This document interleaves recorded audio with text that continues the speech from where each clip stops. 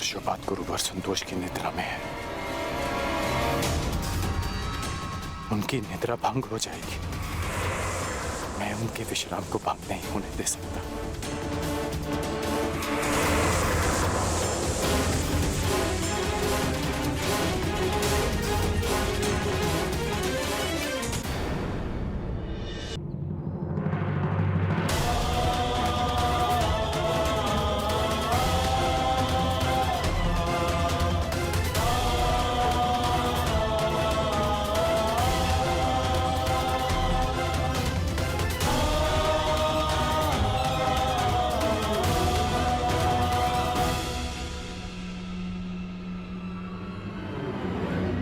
ये रक्त कहां से रिस रहा है?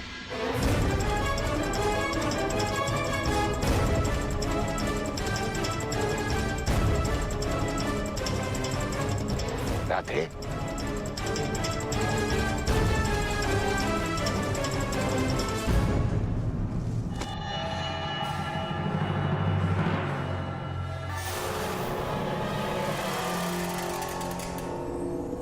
इतने डंक साहब तुमने?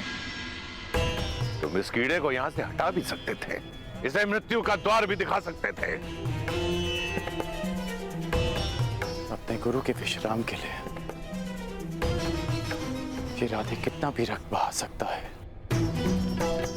कितनी भी पीड़ा सह सकता है गुरुदेव। अपने गुरु की निद्रा के लिए इतना बड़ा त्याग,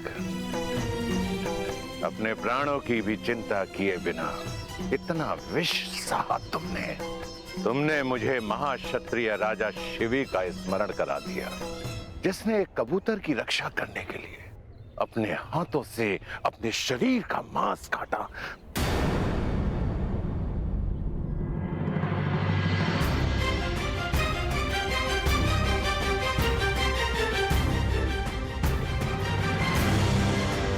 क्षत्रिय?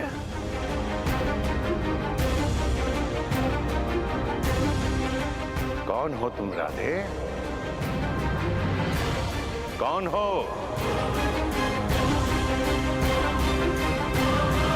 कौन हो तुम राधे?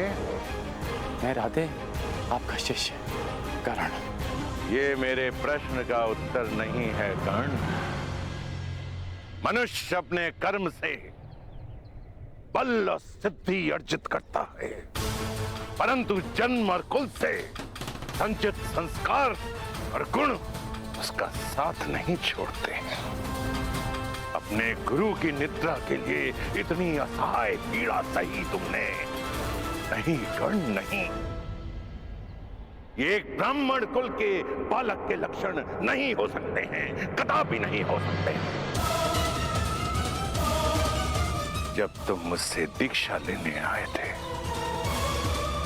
तब भी मैंने तुमसे यही प्रश्न पूछा था, और आज दीक्षा के समय भी मैं तुमसे यही प्रश्न पूछ रहा हूं। क्या तुम ब्राह्मण पुत्र हो? क्या तुम ब्राह्मण पुत्र हो?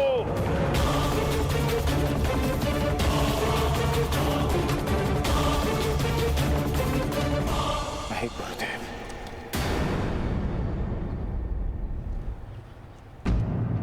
मैं एक सूत पुत्र हूं। राधे कर्ण, अधिरथ का पुत्र कर्ण। छल, पाखंड, असत्य अपने गुरु से। मैंने तुम्हें सच्चे मन से शिक्षा दी और तुमने अपने गुरु के साथ झूठ बोला, अपने गुरु के साथ छलावा। क्योंकि मुझे शस्त्र बल चाहिए था गुरुदेव, क्योंकि अपना परिचय छिपाने के छल के अतिरिक्त मेरे पास और कोई हल नहीं था। क्योंकि कोई भी गुरु एक सूत पुत्र को धनुर्विद्या नहीं देना चाहता था, और आप भी ब्राह्मणों के अतिरिक्त किसी और को शिक्षा नहीं देते। गुरुवर, आपके अधीन वर्षों शिक्षा ली मैंने। आप ही बताइए कि क्या इस कारण ने आपकी किसी भी आज्ञा का उल्लंघन किया? क्या ये अधिरथ पुत्र अपने गुरु की किसी भी परीक्षा में असफल हुआ? सफल हो या असफल, छल छल होता है कर्ण। और तुमने शिक्षा ग्रहण नहीं की, चोरी की है तुमने। तुम्हें इस अपराध का दंड मिलेगा।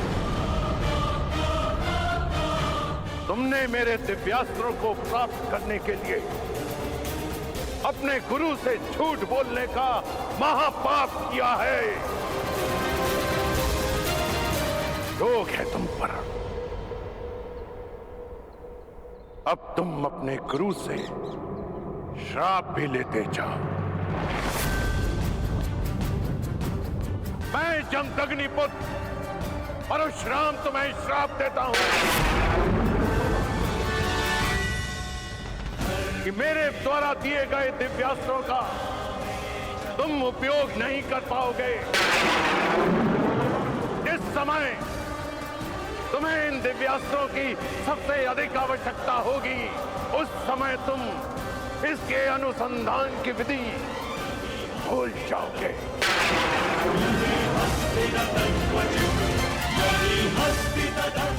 मेरे द्वारा दिए गए दिव्यास्त्रों का आवाहन नहीं कर पाओगे।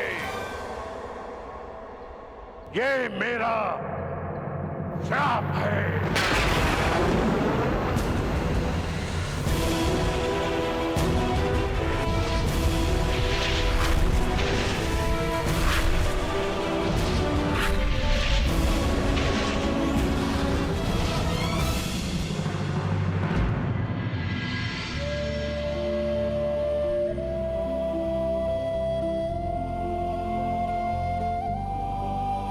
अपने गुरु से छल करने के पश्चात तुम अपने गुरु से दृष्टि मिलाने का साहस कर रहे हो। चले जाओ यहां से कर्ण, चले जाओ। इस श्राप के बाद ये पवित्र भूमि भी अभिशापित और अपवित्र हो गई है। जाओ। यदि ऐसा है तो ये स्थान तभी अपवित्र हो गया था जब मैंने पांव रखे। श्राप आपने मुझे आज दिया, परंतु अभिशापित तो मैं जन्म से ही रहा हूं।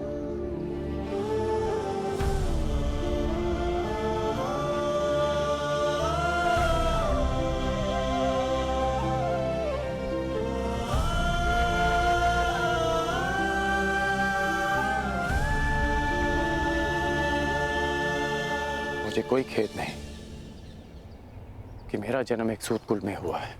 मुझे कोई खेद नहीं कि मुझ में ब्राह्मणों और क्षत्रियों का रक्त नहीं बहता। खेद है तो केवल इस बात का कि मेरा जन्म ऐसे स्थान पर क्यों हुआ जहां जीवन को ब्राह्मणों और क्षत्रियों का दास माना जाता है। शास्त्रों में लिखा है कि मनुष्य की महानता और सफलता उसके गुण, उसकी मेधा से मापी जाती है। फिर क्यों किसी के जीवन पर उसके जन्म, जाति और कुल की छाप लगा दी जाती है गुरुदेव?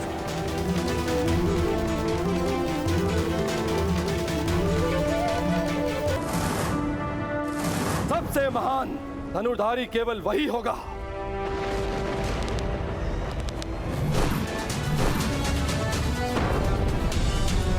जो स्वयं इंद्र के अंश से जन्मा है। सबसे सर्वश्रेष्ठ धनुधर बनेगा हस्तिनापुर में शिक्षा ले रहा अर्जुन।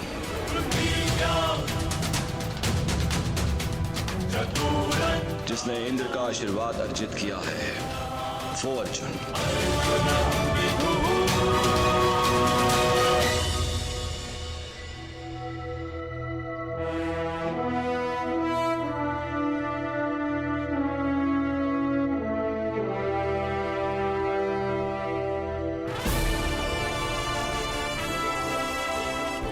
आज मेरे वर्षों के परिश्रम और तपस्या का फल मिलने वाला है। आज गुरुदेव से दीक्षा लेकर मेरा स्वप्न पूरा हो जाएगा।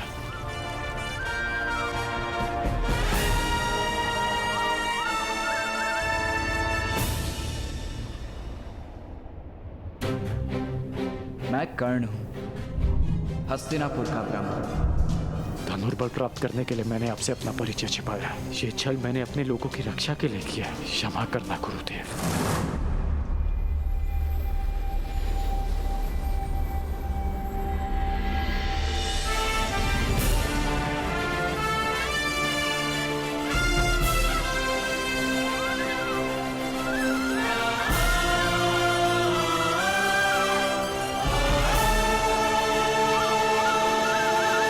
और सफलता उसके गुण, उसकी मेधा से मापी जाती है।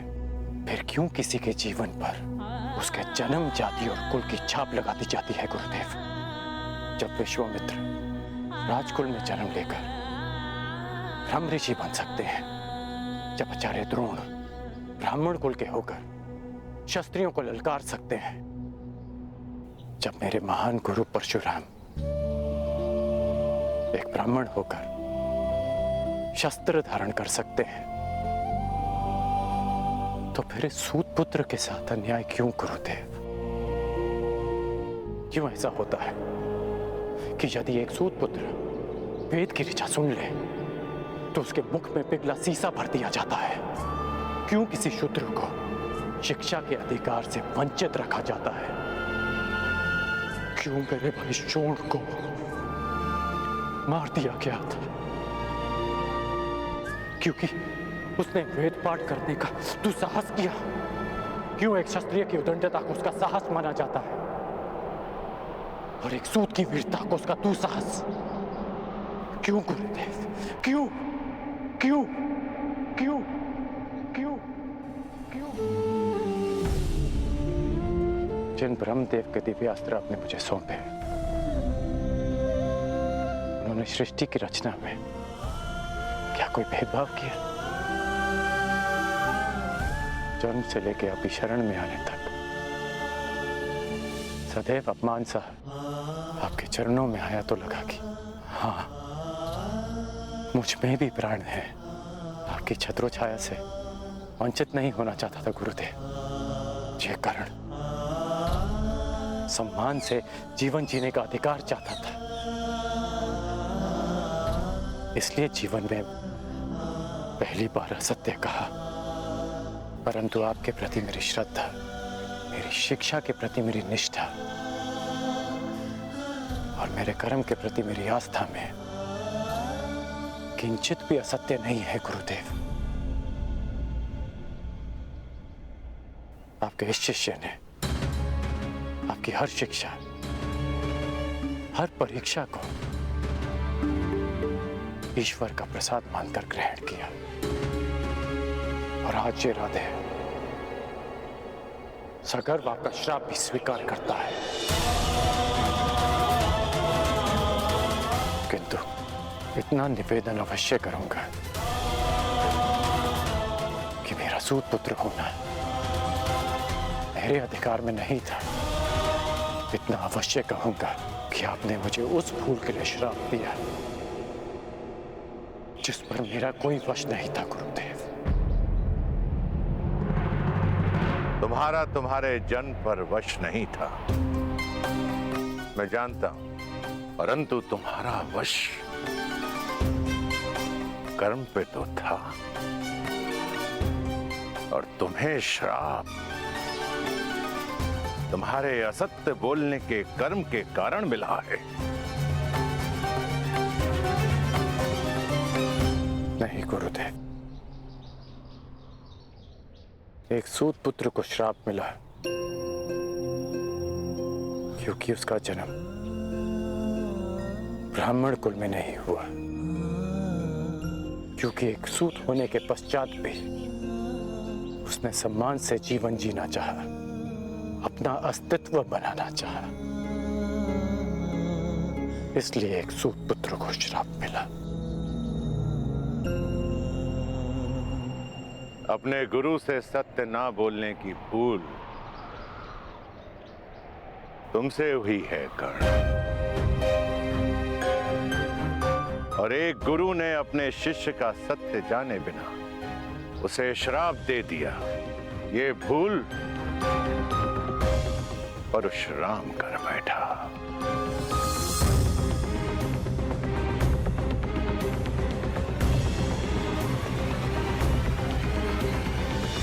मेरे द्वारा दिए गए श्राप को मैं वापस तो नहीं ले सकता हूं कर्ण, परंतु उसके प्रभाव को कम करने का प्रयत्न अवश्य करूंगा। आज से तुम्हारे बाणों में ऐसा तेज होगा जो तुम्हें मेरे अन्य शिष्यों से भिन्न करेगा।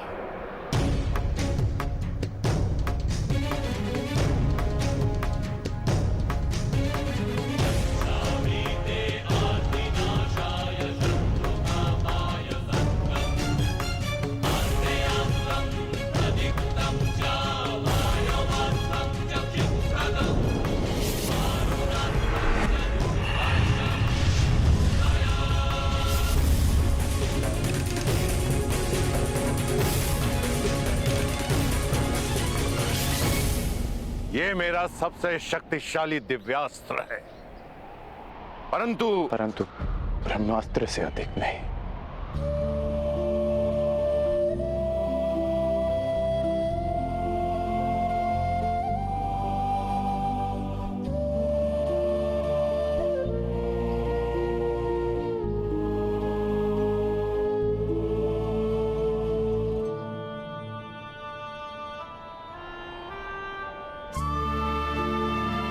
गुरु दक्षिणा मांगिए गुरुदेव।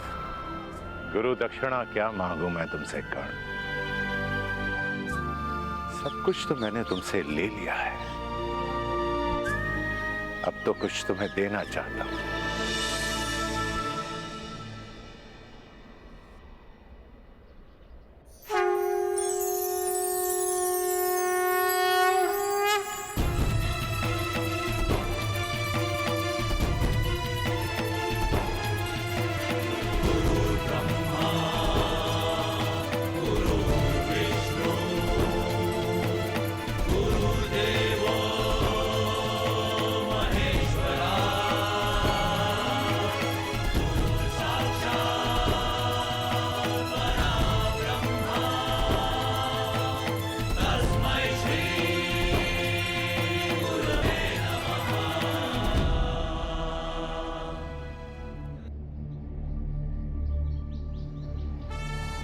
ये मेरा दिव्य धनुष है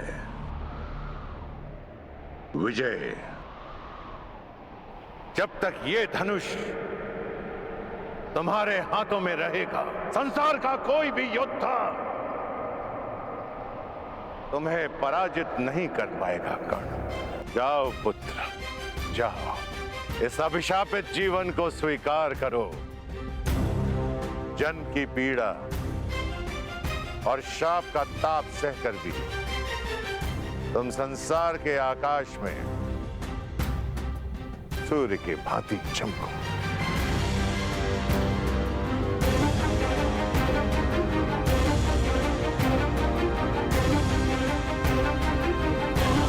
माता की मार संसार का सबसे बड़ा प्यार होता है, और गुरु का श्राप भी महादेव के प्रसाद से कम नहीं। और आपका ये श्राप, ये राधेकरण अमृत समझकर स्वीकार करेगा।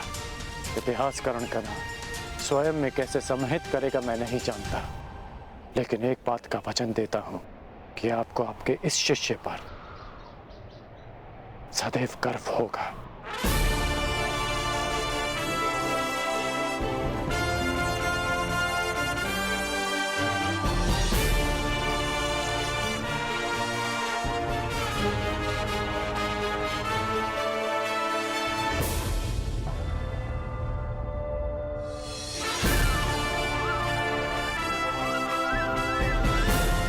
आज से मेरा नया जीवन प्रारंभ होता है। दिव्यास्त्रधारी कर्ण और मैं अभिशापित सूत पुत्र भी, मैं जिसे जीवन का अधिकार नहीं मिला, और मैं जो इस अधिकार के लिए अपनी अंतिम श्वास तक लड़ूंगा, मैं राधे कर्ण।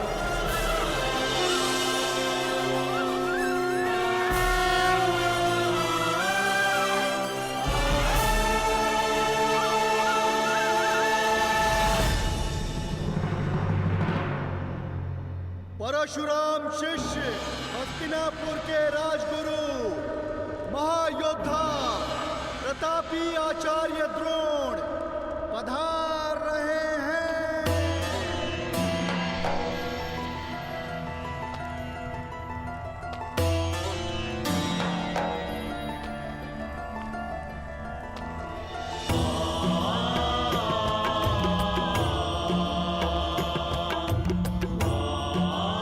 हस्तिनापुर नरेश महाराज धृतराष्ट्र की जय हो। आपके स्वर से लगता है कि रंगभूमि कुमारों के प्रदर्शन के लिए तैयार है। जी महाराज, 105 योद्धा हस्तिनापुर के आकाश में अपने शस्त्र बल का तेज फैलाने के लिए प्रस्तुत हैं। और इतना नहीं महाराज, हस्तिनापुर की जनता अपने राजकुमारों के स्वागत के लिए आतुर है, प्रतीक्षा कर रहे हैं कि वे कब आएं।